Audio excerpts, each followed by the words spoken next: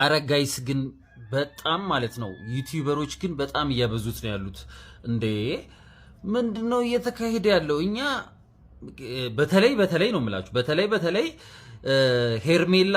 ሄርሜላና አብርሃም በጣም ነው ያበዙት ማለት ነው ጋይስ። እንዴ እኛ ያው ስራ እየሰሩ ነው ፕራንክ ነው ምናምን ብለን ነው እኛ ምናምነው ማለት ነው። ያው የተለያየ ነገር ሲያደርጉ ሄርሜላና አብርሽ እያመንን ነበረ። ያው ስራ ነው የሚሰሩት። ብዙ ጊዜ ዩቲዩበሮች ፕራንክ ይሰራሉ። ፕራንክ እየሰሩን ነው ብለን ነው የምናስበው። እንዲህ አሁን ምንድነው ጭራሽ ተንበርክኮ ታገቢኛለሽ ወይ እሺ ብላ ምናምን መተቃቀፍ። አረ ይሄ ነገር ግን ይሄን ነገር ሩታ ግን ታውቃለች ወይ ጋይስ? እንዴ ወይስ ምንድነው? ሩታ ግን ምንድነው ዝምቷን?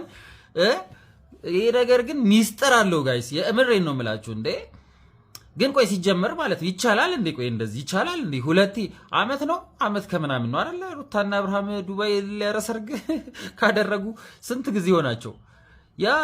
ያ ነገር ተቀዷል ወይ? እንትኑ ምንድነው የተፈራረሙት ነገር ተቀዷል ወይ? ምን አሁን ጭራሽ ፕራንክ ላይ ቆይ ተንበርክኮ ይቻላል? እኔ ስለማላክ ነው ጋይስ። እስቲ ጀስት ቴል ሚ ፕሊዝ እና ይቻላል ወይ? አሁን ለፕራንክ ተብሎ እንዲህ ተንበርክኮ ታገቢኛለሽ ወይ ምናምን እሺ ምናምን ኧረ የሌለ ነው። ዩቲዩበሮች በጣም ነው ያበዙት።